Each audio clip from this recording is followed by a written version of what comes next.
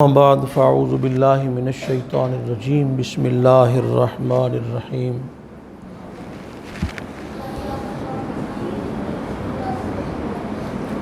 آج ہم کامیابی کے موضوع پہ بات کرنا چاہیں گے، قرآن اور کامیابی۔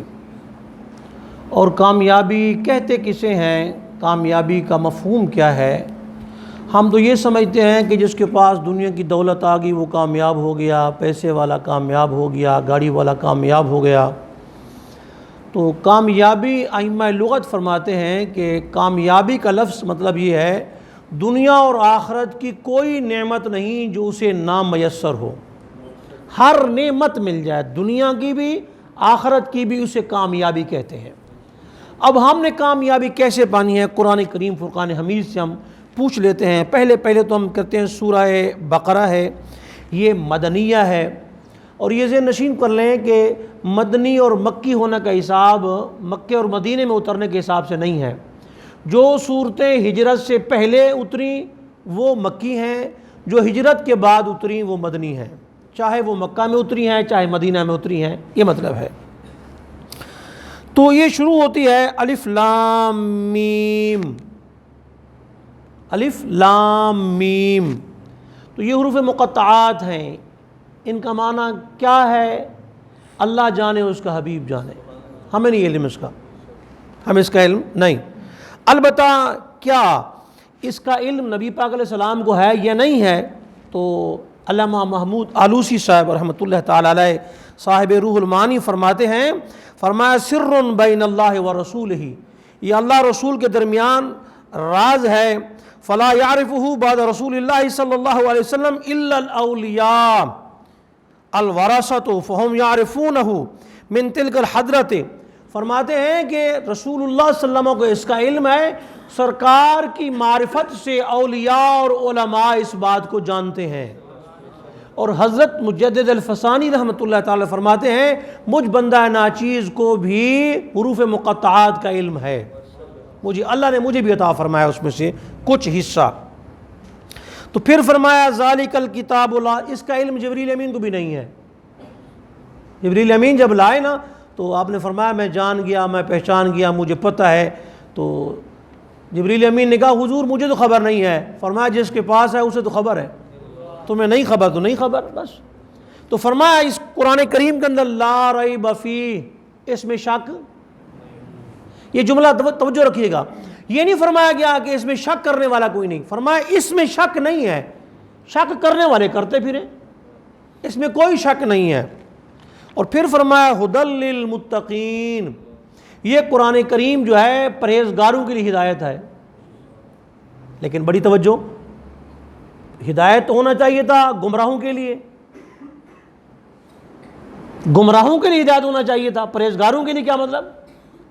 اور قرآن کریم فرقان حمید میں دوسرے مقام پہ ہے ھدی للعالمین، ھدی للناس، سارے جہانوں کے لیے ہدایت ہے۔ یہاں متقین فرمایا، مطلب یہ ہے کہ قرآن کریم ہدایت تو ساری کائنات کے لیے ہے، لیکن فائدہ اس سے صرف متقی اٹھاتے ہیں، انہی کے مقدر کے اندر ہے۔ اب متقی جو ہے وہ کس کو کہتے ہیں اور کتنے بڑے اس کے معنی ہیں؟ تو مختصر اور آسان لفظوں میں ایک بزرگ فرماتے ہیں التقوی، تقوی کیا ہے؟ اللہ یراک اللہ حیث نہاک، جس مقام سے رب نے منع کیا ہے وہاں تو دکھائی نہ دے، جہاں اس نے جانے کا حکم دیا ہے وہاں تیری غیر حاضری نہ لگے، بس یہ فرماتے ہیں تقوی ہے، یہ تقوی ہے۔ اور متقین کے لیے ہدایت ہے۔ متقین کون ہیں؟ الذین یؤمنون بالغیب، جو غیب پر ایمان لاتے ہیں۔ کس پر؟ یہ جتنے بھی 2 نمبر لوگ ہیں وہ پوچھتے رسول اللہ کو غیب مانتے ہو، غیب کا غیب کس کی کیا تعریف ہے؟ غیب کی ڈیفینیشن کیا ہے، تعریف کیا ہے غیب کی؟ بھئی غیب کہتے ہیں اس چیز کو جو حواس خمسہ سے جسے معلوم نہ کیا جا سکے۔ حواس خمسہ کیا ہیں؟ چکھنے کے ساتھ چیز معلوم ہوتی ہے، سونگھنے سے معلوم ہوتی ہے، دیکھنے سے معلوم ہوتی ہے، سننے سے معلوم ہوتی ہے، چھونے سے معلوم ہوتی ہے۔ یہ 5 ہیں حواس، چکھنے کا حاسہ، سونگھنے کا، دیکھنے کا، سننے کا اور چھونے کا۔ وہ چیز غیب اسے کہتے ہیں جو ان 5 چیزوں سے حاصل نہ ہو سکے۔ اب وہ کیا چیز ہے؟ وہ فرماتے ہیں اس سے مراد وحی، فرشتے، قیامت، جنت، دوزخ، خود ذات الہی، یہ ساری چیزیں کیا ہیں؟ غیب۔ اب اس کے اوپر میں ائمہ کرام جو ہیں جنہوں نے اس کے اوپر باقاعدہ تشریح کی ہے، میں ان کی تشریحات بھی آپ کے سامنے رکھ دوں تاکہ مسئلہ جو ہے وہ واضح ہو جائے کہ ائمہ کرام اس کے بارے میں کیا فرماتے ہیں۔ وہ کیا فرماتے ہیں کہ غیب کا کسی کو علم نہیں ہے، وہ بھی یہی فرماتے ہیں۔ مفردات امام راغب فرماتے ہیں کہ جس چیز کا حواس خمسہ سے ادراک نہ کیا جا سکے، نہ اس کو ابتداءً عقل سے معلوم کیا جا سکے، وہ غیب ہے، اور اس کا علم صرف انبیاء کرام علیہ السلام کو ہے۔ اس کا علم کن کو ہے؟ انبیاء کرام علیہ السلام کو ہے۔ اور زمخشری نے کشاف کے اندر بھی، امام رازی نے تفسیر کبیر کے اندر، اور زاد المسیر کے اندر، تفسیر ابو سعود کے اندر، روح المعانی کے اندر، اور باقاعدہ غیر مقلدین کے امام نواب صدیق حسن بھوپالی نے بھی یہ بات کی ہے کہ ان کے علاوہ بعض دیگر مسلم علماء کرام نے کہا ہے کہ علم غیب جو ہے وہ اللہ پاک نبیوں کو عطا فرماتا ہے۔ کن کو؟ نبیوں کو عطا فرماتا ہے، نبیوں کے سوا غیب کا علم۔ اور یہ ذہن نشین کر لیں کہ اللہ کا، رسول اللہ کا غیب اور علم برابر نہیں۔ رسول اللہ کا علم عطائی، اللہ کا ذاتی، اور اللہ کا قدیم، رسول اللہ کا حادث، اللہ کا علم بحر بے کنار، نبی پاک کا اللہ کے مقابلے میں علم سمندر میں جیسے قطرہ ہو، اور مخلوق کے مقابلے میں فَإِنَّ مِن جُودِكَ الدُّنْيَا وَذَرَّتُهَا وَمِنْ عُلُومِكَ عِلْمَ اللَّوْحِ وَالْقَلَمِ، یہ ساری چیزیں نبی پاک اسلام کو اللہ پاک نے غیب سے نوازا۔ اور حضرت میاں صاحب شیر ربانی رحمۃ اللہ علیہ کے پاس ایک بندہ مناظرے کے لیے آیا، تو آپ نے فرمایا کس بات پہ مناظرہ کرنا ہے؟ کہنے لگا جی غیب کے اوپر۔ آپ نے فرمایا اے دساں سب تو بڑا غیب کی ہے؟ وہ کہنے لگا اللہ۔ فرمایا جب حضور نے رب کو دیکھ لیا باقی کڑی شے رہ گئی ہے، اور اللہ نے عطا فرمایا قیامت تک کے سارے غیب۔ جب تک آپ غیب کو نہیں مانیں گے مومن نہیں ہو سکتے۔ غیب کے ماننے کا ذریعہ کون ہے؟ نبی کی ذات ہے۔ اب کہتے ہیں نبی کے پاس غیب کا علم نہیں، آپ مومن کیسے بن گئے؟ بھائی دوزخ جنت ہم نے دیکھی ہوئی ہے، حجاب رحمت دیکھے ہوئے ہم نے، تو یہ ساری باتیں ہمیں اللہ کے نبی صلی اللہ علیہ وسلم نے بتائی ہیں نا۔ تو جب نبی کے پاس غیب کا علم نہیں ہوگا مومن کس طرح بن سکتے ہیں ہم؟ تو مومن وہی ہے جو غیب کو جانے، یؤمنون بالغیب، جو غیب پر ایمان لائے۔ دوسری وَيُقِيمُونَ الصَّلَاةَ، نماز قائم کرے، وَمِمَّا رَزَقْنَاهُمْ يُنْفِقُونَ، اور ہمارے دیے ہوئے میں سے خرچ کرے۔ یقیمون کا معنی یہاں ہے، اللہ پاک فرماتا ہے کہ وہ نماز کو قائم کریں۔ قائم کرنے کا مطلب کیا ہے؟ قائم کا مطلب یہ ہے کہ صحیح طریقے ادا کرے۔ رکوع میں گیا سیدھا کھڑا نہیں ہوا پھر سجدے میں چلا گیا، نہ، شریعت کے مطابق جو سرکار نے فرمایا اسی طریقے کے مطابق آداب بجا لا کر نماز کا پڑھنا، یہ قیام ہے، نماز کا قائم کرنا ہے۔ اور ہمارا دیا ہوا سارا نہ خرچ کر دے، بچوں کے لیے بھی رکھے، کچھ اس میں سے خرچ کر دے۔ فرمایا پھر اگلی بات والذین یؤمنون بما انزل الیک، وہ جو آپ پر اترا ہے اس پر بھی ایمان لاتے ہیں۔ حضور پر دو چیزیں اتری ہیں، ایک وحی جلی، ایک وحی خفی۔ وحی جلی قرآن ہے، وحی خفی حدیث ہے۔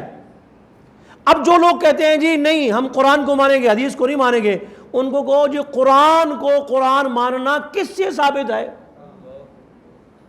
قرآن کو قرآن کس نے بتایا ہے؟ تو حدیث سے ثابت ہے قرآن کا ماننا۔ قرآن سے ایک رکعت نماز پڑھنا سکھا دیں کیسے نماز پڑھنی ہے۔ تو دونوں جو آپ پہ اترا قرآن ہے، وہ حدیث ہے، حدیث قدسی ہے، جو کچھ بھی ہے ہم اس کو مانتے ہیں۔ وَبِمَا أُنزِلَ إِلَيْكَ وَمَا أُنزِلَ مِن قَبْلِكَ، اور آپ سے پہلے جو اتارا گیا۔ تو پتہ یہ چلا آپ پر اترا، جو آپ سے پہلے اترا اس کو مانتے ہیں، آپ کے بعد کسی پہ کچھ اترے گا؟ فرمایا نا لا نبی بعدی، میرے بعد کوئی نبی نہیں ہے۔ یہ سورہ بقرہ کی ابتدا بتا رہی ہے، جو آپ پہ اترا، جو آپ سے پہلے اترا اس کو وہ اس پر ایمان رکھتے ہیں، آپ کے بعد کوئی نبی نہیں۔ فرمایا کہ یہ لوگ ہیں ہدایت پر اپنے رب کی طرف سے، اور یہی لوگ کامیاب ہیں۔ یہ کامیابی کا یہ ذریعہ ہے، ایمان بالغیب ہو، نماز قائم کریں، اللہ کی راہ میں خرچ کریں، اور آپ پر اور آپ سے پہلے ساری کتابوں کو مانیں، تو وہ دنیا اور آخرت میں کامیاب ہے۔ اب میں بتاتا ہوں اسی میں سے چھوٹا سا نسخہ، کامیابی کا چھوٹا سا نسخہ، لیکن پہلے میں غیب کی طرف آتا ہوں۔ یہ جو غیب کو ماننا ہے، غیب پر ایمان ہے، اس کی جو حیثیت ہے، اس کی طرف میں تھوڑا سا آپ کی توجہ دلوا دوں کہ پیارے آقا و مولا صلی اللہ علیہ وسلم تشریف فرما تھے تو سرکار کے صحابہ کرام بھی بیٹھے ہوئے تھے۔ نبی پاک اسلام نے اپنے صحابہ کرام سے پوچھا، میرے پیارے صحابہ جی یا رسول اللہ، فرمایا یہ بتاؤ ہاں سب سے عجیب ایمان کس کا ہے؟ ای الخلق اعجب الیکم ایمانا؟ قالوا الملائکہ، یا رسول اللہ فرشتوں کا ایمان عجیب ہے۔ فرمایا وما لهم لا یؤمنون وهم عند ربهم، وہ ایمان کیوں نہ لائیں، وہ تو رب کے پاس ہوتے ہیں۔ تو ہم نے کہا پھر فالنبیون، نبیوں کا ایمان؟ فرمایا نبیوں کیوں ایمان نہ لائیں، نبیوں پر تو وحی اترتی ہے۔ انہیں یا رسول اللہ پھر ہم؟ فرمایا تم نے مجھے دیکھا نہیں، چاند کو میں نے 2 ٹکڑے کیا، سورج کو واپس پلٹا دیا، تمہارا ایمان بھی عجیب نہیں ہے؟ تو پھر یا رسول اللہ کس کا ایمان عجیب ہے یہ بتا دیں۔ فرمایا جو تمہارے بعد آئیں گے، مجھے دیکھا نہیں ہوگا، بن دیکھے مجھے مان جائیں گے، اور پھر کہیں گے کیا؟ کہیں گے یا اللہ ہمارا سارا کچھ لے لے، حضور کا دیدار کروا دے۔ اور پھر فرمایا طوبی لمن رآنی وآمن بی، سنو جس نے مجھے دیکھا مجھ پہ ایمان لایا اس کے لیے خوشخبری ہے۔ وطوبی 7 مرات لمن لم یرانی وآمن بی، فرمایا جو بعد میں آئیں گے میرا دیدار نہیں کر سکیں گے، میرے منبر کو دیکھ کے روئیں گے، ان کے لیے 7 بار مبارکباد ہے۔ حضور نے خود فرمایا بالغیب۔ تو بادشاہ وقت گزر کے جا رہا ہے، گزرتے وقت بادشاہ نے دیکھا وہاں سے گزرتا جا رہا ہے تو ایک شخص بیٹھا، اس کا نام بہلول دانا ہے۔ تو بہلول دانا کہتا ہے کہ خرید لو جنت دے محل خرید لو، اے بنا بنا کے کروندے مٹی دے، خرید لو۔ بادشاہ نے کہا کملا ہے یہ کیسی باتیں کر رہا ہے؟ تو میں پہلے بیان وہ کر دوں وہ بات کہ کامیابی کیسے ملنی ہے۔ ایک جگہ نا 7 مساجد ہیں، 7 مسجدیں اکٹھی ہیں مدینہ منورہ کے اندر، حسب جہاں پہ خندق ہوئی وہاں، اب تو 5 مسجدیں انہوں نے اکٹھی کر دی ہیں، لیکن اب بھی مسجد فتح، مسجد مولا مرتضیٰ مشکل کشا حضرت علی، اور وہ 3 مسجدیں اب بھی کھڑی ہوئی ہیں کچی، اسی حالت میں۔ شاہ جی آپ اللہ جانا نصیب کرے ضرور جا کے دیکھیں ان کو، ہاں اسی حالت میں کھڑی ہوئی ہیں اب۔ تو مسجد فتح کے اندر سرکار باغ نے دعا فرمائی تھی پیر کے دن، پھر فرمائی آپ نے منگل کے دن، پھر فرمائی آپ نے بدھ کے دن، 2 دن جواب نہ ملا، تیسرے دن ظہر کی نماز کے بعد فرمایا میرے حبیب ہم نے دعا قبول کر لیا۔ پھر ظہر کے بعد کا وقت تھا، مسجد فتح کے اندر آپ نے بیٹھ کے، اور عجیب بات یہ ہے 7 مسجدیں اکٹھی ہیں۔ میں جب وہاں گیا نا میرا دماغ ہل گیا، وہ یار چھوٹی چھوٹی مسجدیں اور صحابہ میں اختلاف تھا، 2 دن نماز پڑھیں، 2 دن کوئی ایڈا سفر بھی نہیں، یعنی یہاں سے نکلا تو یہ باہر گلی سامنے بالکل یعنی سڑک کے سامنے، بالکل گھر کے سامنے، ہماری مسجد کے سامنے گھر ہے، اتنا بڑا فاصلہ نہیں ہے، یہ مسجد ہے ساتھ ہی گھر یہ مسجد ہے، بالکل پاس۔ سمجھ نہ آئی یہ 7 مسجدیں کٹھی بنا دی ہیں۔ پھر میں مدینہ منورہ لائبریری میں گیا، میں نے جا کے کتاب کھولی تاریخ کے اوپر، اس میں لکھا ہوا تھا سرکار پاک نے خیمہ لگایا، پھر میں اکھاڑو آگے لگا دو، پھر یہاں سے اکھاڑو آگے لگا دو، پھر فرمایا آگے لگا دو، 7 مقام پہ حضور نے خیمے لگائے، اور جہاں مل گیا تیرا نقش پا وہیں کعبہ میں نے بنا لی، صحابہ نے وہاں مسجدیں بنا لی۔ تو وہ 7 مساجد، اور اس کو امام بخاری نے الادب المفرد میں نقل فرمایا ہے، الادب المفرد میں امام بخاری نے نقل فرمایا، وہ فرماتے ہیں آپ کو دکھ ہے، پریشانی ہے، غم ہے، بیماری ہے، کوئی بھی چیز ہے، نماز کو قائم کر لیں، نماز کے بغیر کوئی تعویذ کام نہیں دیتا۔ جو بندہ کہتا ہے جھوٹ کہتا ہے، بھئی نماز کے بغیر پھونک ماریں گے، نہیں کچھ ہے بھی نہیں، نماز ضروری ہے، نماز پڑھیں، 2 رکعت حاجت کی پڑھتے جائیں ہر نماز کے ساتھ، یا اللہ میری مشکل حل ہو جائے، یا اللہ میری مشکل حل ہو جائے۔ بدھ کے روز ظہر کی نماز کے بعد دعا مانگیں، انشاءاللہ مشکل حل ہو جائے گی۔ اور جابر بن عبداللہ راوی ہیں، فرمایا کہ میں کوئی غم آتا نا میں لکو کے رکھتا دل وچ، بدھ کا انتظار کرتا بدھ آ جائے، جب بدھ آتی ظہر کی نماز کے بعد میں ہاتھ اٹھا کے دعا مانگتا میرے مالک میری مشکل حل ہو جائے۔ فرمایا جب بدھ آتا ظہر کے بعد میں نے جو بھی دعا مانگی میری مشکل ٹل گئی ہے۔ تو بدھ کا روز، ہر بدھ کم سدھ، ایک جملہ بولتے ہیں بدھ کم سدھ، تو وہ اس کو سدھ ہی سدھ ہے اس کے اندر۔ تو اس لیے یہ نماز بھی قائم، ایمان بھی ہو، عقیدہ بھی ٹھیک ہو، تو پھر دنیا اور آخرت کی ساری کامیابیاں آپ کے قدموں میں ہیں۔ نماز کے ساتھ بدھ کے روز کا انتخاب کر لیں، ظہر کی نماز کے بعد دعا مانگنا۔ تو وہ گزر رہا تھا، بادشاہ نے کہا ایک کمڑائی ہے اے ویچی جا رہے ہیں۔ تو بادشاہ جب گزر گیا تو پیچھے اس کی بیوی آئی، اس نے کہا بابا کی بیچ رہے ہیں؟ اس نے کہا جنت کے محل بیچ رہا ہوں۔ کتنے نہ؟ انہیں کہا جی 10,000 درہم۔ مائی سی انہیں کہا لے پیسے، اے لے ایک مال میرے نام کر دے۔ اس نے کہا دے دیا تو میں جاؤ۔ رات کو جب بادشاہ سویا اس نے دیکھا جنت میں محل جگمگ کر رہا ہے، خوبصورت ہے، تو بادشاہ نے کہا یہ کس کا ہے؟ انہوں نے کہا تیری بیوی کا ہے۔ کس سے خریدا ہے؟ بہلول دانا سے خریدا ہے۔ انہوں نے کہا اوے کملے آپ بھول گئے ہیں، سویرے جانا میں بھی خریدنا جا کے۔ بہلول دانا کے پاس گیا، کہنے لگا جی 10,000 درہم کی بجائے آپ دینار لے لیں سونے کے، مال مجھے بھی دے دیں۔ بہلول دانا نے فرمایا ہم اس کے ساتھ سودا کرتے ہیں جو بن دے کے سودا کرے، جو دیکھ کے آئے ہم اس کے ساتھ سودا نہیں کرتے۔ وما علیہ الا البلاغ۔